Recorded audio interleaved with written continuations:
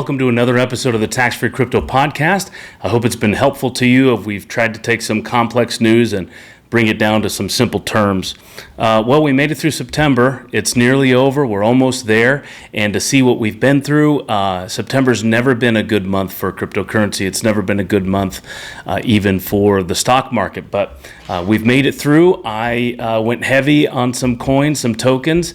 Even bought an NFT this past couple of weeks as well. So I'm sort of doubling down as prices sort of are leveling out. But I just kind of have this case for the bull market that we see sort of on the rise. So my case for the bull market that should happen, that we're all anticipated for, is actually what we're going to talk about on this episode of the Tax-Free Crypto Podcast. But before I get there, what Tax-Free Crypto is we are a website you go to for an exchange to buy cryptocurrency through your Roth IRA. We are tax-free because you can buy cryptocurrency through a Roth IRA. And so if you go to our website, taxfreecrypto.com, click on the Get Started link, and then when you get to that next page, it's going to ask you to either pay $250 to set up an account, or if you use the promo code TFC Podcast, it's a free account. Open it up, and then you open it up by whatever fund you'd like. You can do it through a 401, a SEP, a simple, but to make it a tax-free account, we always recommend people to open up a Roth IRA because that means your gains are completely tax-free. You can roll over from another retirement account to do that, or you can self-fund it with the limitations of contribution, of course. But this is what makes it tax-free crypto, is because you can buy and sell cryptocurrency through your Roth IRA. So that's who we are. Follow me on Twitter, taxfree_crypto, taxfree_crypto, and let's kind of hang out together on Twitter, or X as it's known now. All right, so let's talk about this bull run that I anticipate coming up.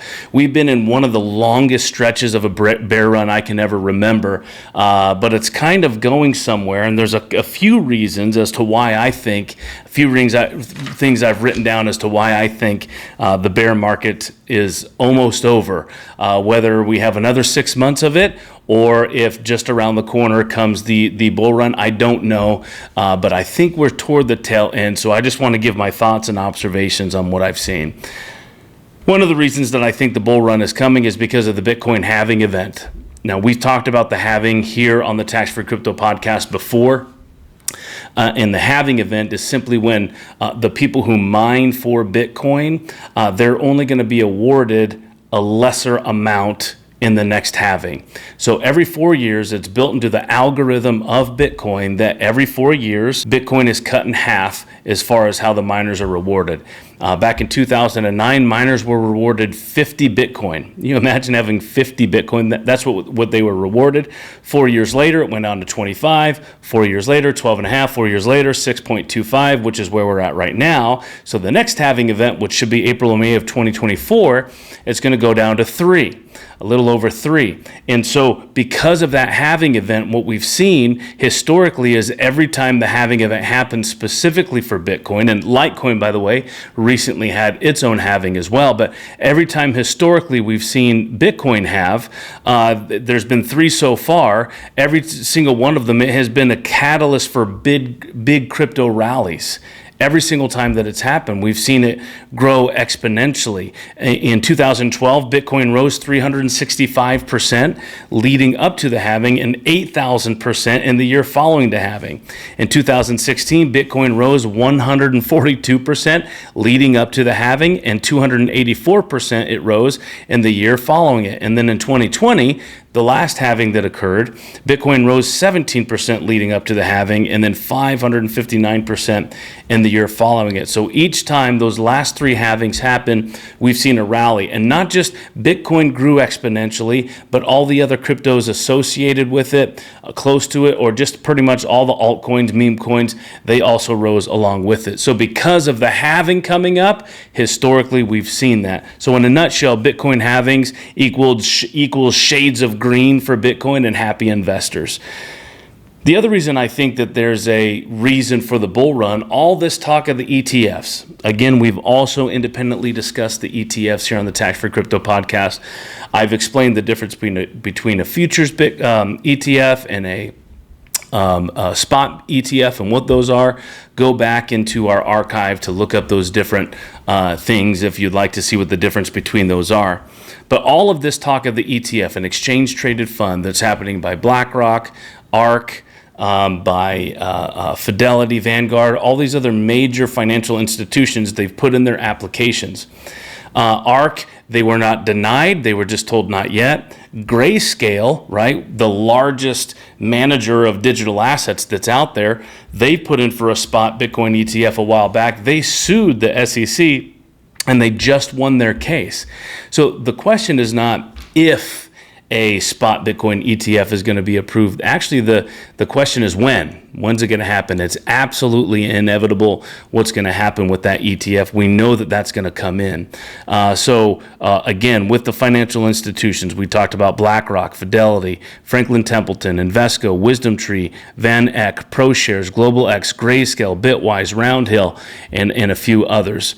It's funny how a lot of these firms said they wouldn't touch crypto with a 10-foot pole a few years ago, but now they're all doing that thing where you throw an invisible rope out there and sort of kind of drag it in. Right now it's the best friend, Larry Fink, who is the CEO, leading manager of BlackRock. He himself has said Bitcoin is digital gold, whereas just a few years ago they were laughing at it. To see that now, we heard them talk about crypto that way. Now we're seeing the adoptions rate rise, and now they're putting in, hey, we want to get in on the price of that. So this is why this ETF situation is good. ETFs have historically led to price rallies for assets, right? When an ETF bought gold, right? This happened with gold. Gold was a good thing to possess and have, but as soon as an ETF began to own it, we saw the price of gold go up. So it hit a record high when, let's see, the first gold ETF was listed on the New York Stock Exchange back in November of 2004, and within the first few days, the ETF saw $1 billion plus in flows through it. So within a few years, the price of gold hit a record high. That's what an ETF did to just gold, which was already a precious metal, already something people wanted to invest in as it was. So with all these institutions rushing in to file for a Bitcoin ETF, it's coming again to a matter of when, not if this happens. So, and I think the best bet is BlackRock. I mean, they are batting 500 when it comes to their ETFs. They are just really never had anything denied by the SEC. So I think that because of the Bitcoin halving that's coming, the ETF approval sort of in waiting that's happening, these are some reasons why I think the bull run is kind of on next. And then one of the number one reasons I think that crypto fundamentals have, what I think about the bear market coming to an end and the bull market coming to its ride, the bull ride that's coming up. I think one of the number one reasons is that crypto's fundamentals have gotten stronger during the bear market. So what I mean by that is, while prices may have decreased a little bit when it comes to these things, the overall value of crypto has increased. I know that may sound a little bit confusing, so let me try to explain it with this quote. Valuation oscillates up and down around value. Let me read that again. Valuation oscillates up and down around value. That was made by Dharmesh Shah, who's the billionaire and founder of HubSpot. And I thought that was an interesting quote because value is often associated with the valuation, or otherwise known as prices, of an asset. But the problem with that is that prices are subjected to a lot of different variables like economic crashes, high interest rates, forced liquidations, etc. Those things. That's kind of what prices are subject to. So although the value and valuation are definitely related, they are not the same thing. For example, let's look at Ethereum's price, right? Ether's price. The price of ETH is down. It went down a little bit today as well. But nonetheless, it doesn't mean that Ethereum has become less valuable, has it? No, absolutely not. More importantly, heck no, that's not the case. That's not what happened. So if anything, Ether's value has increased. Its value has increased. Its price might have increased, but its value did. So now back to the overall crypto market. How can we tell if the true value of crypto has gone up? Right now, again, this is all speculation. This is all my opinion. This is me trying to be the ever optimistic person that I am. So how can you tell that the overall value of crypto has gone up? It is. Here's my math equation. It's the number of people on earth who believe crypto is valuable times the intensity of that belief.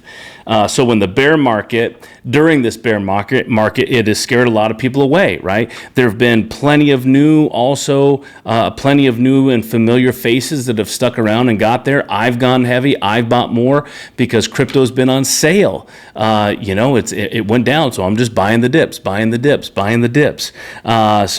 And other faces that have joined the party. For example, Shopify integrated stablecoin payment into its platform.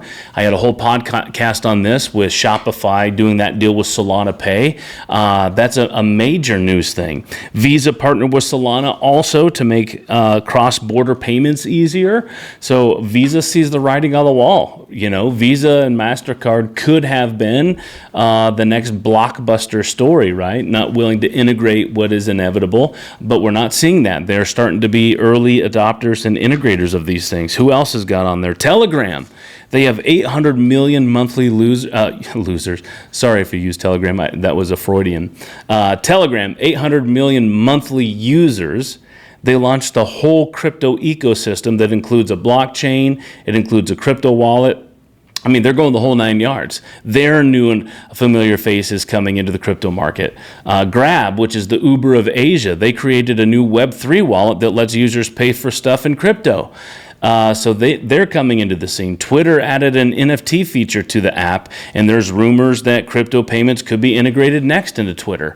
And we know how much Daddy Elon loves his Dogecoin, or at least we call him the Doge father for a reason. Many of us bought Doge when he kept talking about it. I'm still hodling that, by the way.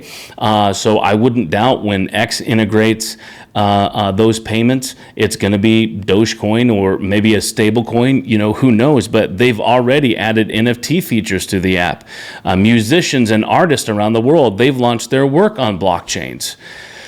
I recently read about Justin Bieber, who one of his tours, it was either a tour or a concert, I can't remember, but you could have invested into his tour with an NFT. If you bought a $28 NFT, you could have purchased that NFT, and you would have got a return on that investment. I think they issued a few thousand, and just within a couple of hours, they were sold out.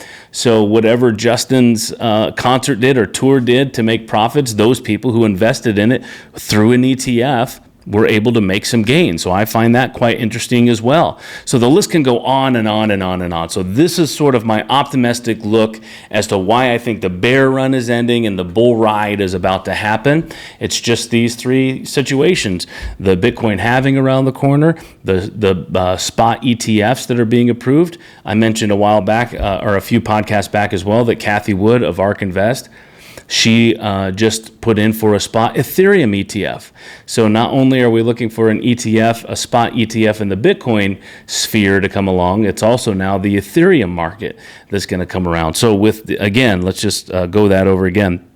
With the halving coming up around the corner, with the ETF approval process happening, and then with how strong the fundamentals have gotten throughout this bear market with cryptocurrencies, I think that you should really consider having a tax-free strategy when it comes to your cryptocurrency. If you're going to be in the crypto game, if you are in the crypto game, I don't know why one of your strategies wouldn't be in a tax-free vehicle. And you can do that at taxfreecrypto.com. Use the promo code TFC Podcast for a free setup of your account. Otherwise, it's $250. And with that being said, we have a special guest here today. His name is Mark Fidelman, and I've been looking forward to talking to him for a while. He's an expert in the world of tokenization and security tokens, and he's the founder of Smart Blocks Agency. And so we welcome and invite Mark. All right, so Mark, why don't you just tell us about yourself? Yeah, I mean, how much time do we have? No, I'm totally kidding. So I'll make a long story short. I've always been in marketing and or sales, have run companies, have brought a few crypto companies public, have brought security tokens public.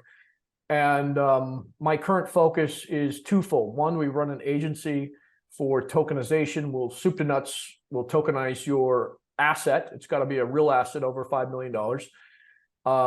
And we're building a platform to be able to do this yourself but just real estate to start with. So if you want to tokenize commercial real estate or just your residential property, which I'm not a big fan of, but I know that's where everyone wants to begin, you can do that. That's fascinating. And so that's what your whole smart blocks agency, this is how it's designed. What's the genesis of that? How did you come up with that concept? Well, I mean, basically Gary Gensler came up with it for me. He's attacking everything crypto. I don't trust these bureaucrats.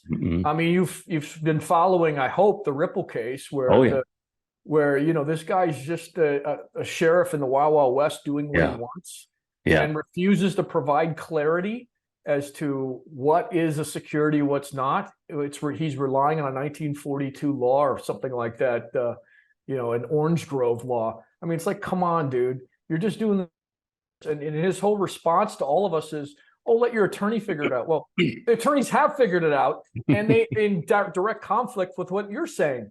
Yeah. So I said, look, I don't want a Wells notice. I don't want to mess with the law. The system is corrupt as it is. It really is, by the way, whole other topic.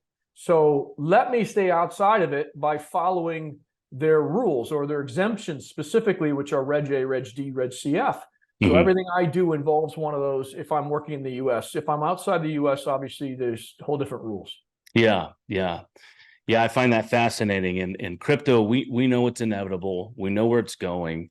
The mass adoption rate by people, and I mean, there's 300 plus of the Fortune 500 companies that are utilizing it for goods or services. I mean, it's definitely inevitable. I sent out a tweet and I tagged old brother Gary in it, saying, "Dude, it's inevitable. Just be on the right side of history. Don't be that guy."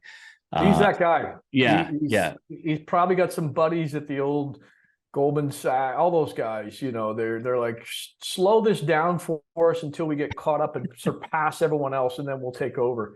Or I'm pretty sure that's the conversation. Yeah, or let's drop that Bitcoin price a little lower so you can approve that spot ETF. Yeah, but I don't know if he's even doing that. He wouldn't approve Blackstone's or anyone else's ETF. I just think he's just anti-crypto at this point, thinks it's all a scam. The reason I know that is I've had some conversations with one of his former department heads, and he was giving the same talking points. I can't remember. He's an attorney. He was giving me the same talking points, and then when the Ripple decision came out, he was all upset. Oh, the judge got it wrong. It'll be overturned. Yeah, we'll see about that. Yeah, I highly doubt that. So I doubled down on my XRP after that. And then same with Grayscale. When they won, it's like, okay, I'm trying my best to have my strategy, like in my tax-free crypto account, I almost have a full Bitcoin purchased, but on my other exchange, I have a full Bitcoin. And so I'm glad to say I'm one of the few. I was thinking about that. I read a tweet the other day about there's only 21 million Bitcoin, or will ever be 21 million. And right now there's like 600 and something thousand total millionaires in the world. So there's more millionaires than there's available crypto or Bitcoin. Anyways, I thought that was a fascinating sort of analogy. Yeah, I mean, if Bitcoin becomes more of a currency, I think we'll see a lot more value in it. But I'm okay with it just being a reserve. Oh, agreed. A gold. I'm okay with that. I mean, they're trying to turn Bitcoin into an NFT producer and currency. I don't know. Do you really need that? Maybe, I guess. I don't know. I mean, Ethereum does good. We were just talking before we started today about, its ecosystem and what it's doing for those markets. And I mean, stable coins, I think, are better for currency as it is. And Solana Pay, what they're doing with Shopify and Visa, right, partnering with Solana Pay now to send overseas payments. I mean, we kind of already have the payment structure, but yeah, as you said, Bitcoin as a reserve or the definite commodity that it's been defined as. Yeah, I'm with you on that. We're going to get hate mail from the Bitcoin maxis on that one. Hey, but I'm still doubling down while it's on sale, man. I'm doing my best to buy it up. So yeah, it's so funny you say on sale. I mean, this thing was trading at $3,000 just 4 or 5 years ago. Unbelievable. Yeah, all for all the case. Well, that's awesome, Mark. I'm super delighted that you're here, that you're with us. I know that we were connected together through a Tinder website is what I say, and it's just called Podmatch, where they get people together to do that. So I was delighted when I came across your profile. It was quite interesting. What else about tokenization, or if one of our listeners who heard this that would be more interested in finding more about you or how he can use your services, what would you Yeah, tell I them? mean, look, even Blackstone says it, Citi says it, all the big banks are saying it. So you have to pay attention. Everything will be tokenized of any value in the future. We're not talking tomorrow. By 2030, they're predicting 16 trillion. Real estate alone globally is a $480 trillion asset. Mm. So tokenization isn't a billion-dollar industry. It is a multi-trillion-dollar industry. You add in the bonds, the equity, and debt that's out there, and we're talking almost a quadrillion dollars that could be, or of assets that could be tokenized. Now, it's not going to happen fast because the infrastructure isn't in place, Right. and there are still some things that need to be put in place in order for this to be effective. But if you could picture a world, and by 2030, you can have me back. Hopefully, you still have your show, where because it's tokenized, everything is done automatically through smart contracts. So, for example, if I'm paying my mortgage, for example, my utility bill's paid, everything's paid as a result of it being tokenized, because it's smart enough to know that this needs to be done, this needs to be done, this needs to be done in relation to that asset. And that's just the beginning. So you see how smart contracts work today, just on Ethereum and other. That will happen with tokenized assets, whether you like it or not. And I'm not talking CDBC. I'm anti-CDBC. We should never let this happen. Hopefully we don't let this happen. And this is where the Bitcoin maxis and I do agree. But it will be something that you control and you put in place. You invest tax-free automatically because it's smart enough to know that, hey, this went into my wallet or my account. I want to do this, this, and this based on an AI program that's gone out there and said, hey, tax-free crypto said to invest in this, and I follow them, and that's what it's going to do. I made it. So you put in your life goals, and everything will be done automatic because it's tokenized. So that's the world in 2030. I guarantee it. Yeah. Yeah, it's delightful. I saw scrolling through my Twitter feed as well, there was another video that was circulating, and I think it was a commercial from the early 90s. I think it was 92 or 93. I was 13 years old in 93. And it was about how Burger King just started accepting credit cards for payment. And yeah, it was fascinating to see that disgust of like, oh, it's going to take forever. Why can't they just take my cash and give me my change back? And I wasn't vested in it at 13. I didn't care. I just wanted my WAP or whatever my parents used. But I remember them sort of making fun of it, and it was just hilarious to watch us obviously evolve to now, where even the internet wasn't anything until the mid 90s or 97. And I keep trying to convince people, like, look, if you could go back to 97 when you were pooing the internet, wouldn't you say, I wish I'd have bought this thing called Amazon. I wish I would have bought into this thing called Google, right? Like, this is the time to redeem yourself right now. It's the time because you're still an early bird, an early adopter to so much of this stuff. And tokenization is definitely one of them. That's super fascinating. So yeah, I mean, if you go back to that credit card era, the reason why people were upset, because it was done with this machine that you go, I don't know if you're old enough to remember that, but so most people didn't use credit cards because it wasn't digitized. And that's similar to assets today. They're not digitized, so they're hard to move around. You can't imagine a world where most assets are digitized, because it's going to transform everything. Just like credit cards are kind of default. Who goes in and pays with cash anymore? I don't know anyone. I mean, tips maybe, but most people, because the currency is digitized, you're able to do things faster, quicker, and automatic. Well, tokenization is a whole nother level to that. Yeah, we call it the HNL, the whole nother level. That's how my girls try to teach me with that. Well, that's fascinating, Mark. Anything else you want to add of value to this, or how people can get involved in what you're doing? Well, I mean, just based on your tax-free crypto, imagine you could invest in fractional shares of real estate that have built-in tax-free benefits, and you could do it globally. You couldn't do this before. So, for example, you could invest in Dubai real estate through us or through other people, And because there's no taxes there, as long as you keep the money there, Hmm. you have to report to the IRS, but Sure. you're not paying taxes on that stuff, and there's tax-free ways of getting the money in and out. So there are many benefits to a global system if you're okay with having your money in wallets, digital wallets, which most of your people have got to be if they're listening to this or watching this. So just check in more into it. Follow me, or better, go to my newsletter, cryptonized.substack.com, and we talk about, that's all we do is talk about tokenization, what's going on there.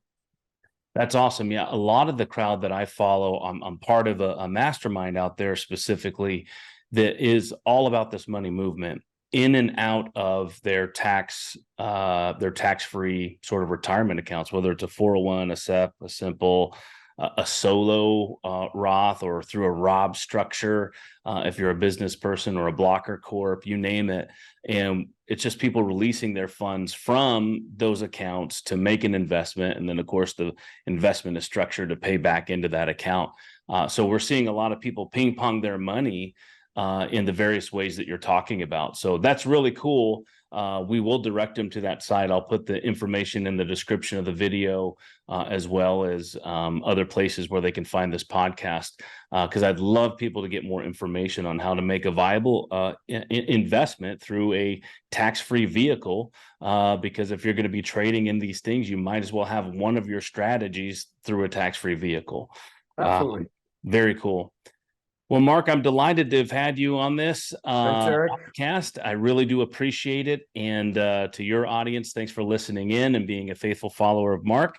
And until next time, Mark, if there's something you want to share with our people, where they can find you on socials, or how they can contact you if they so decide to do so. Wonderful. Thank you. Thanks again.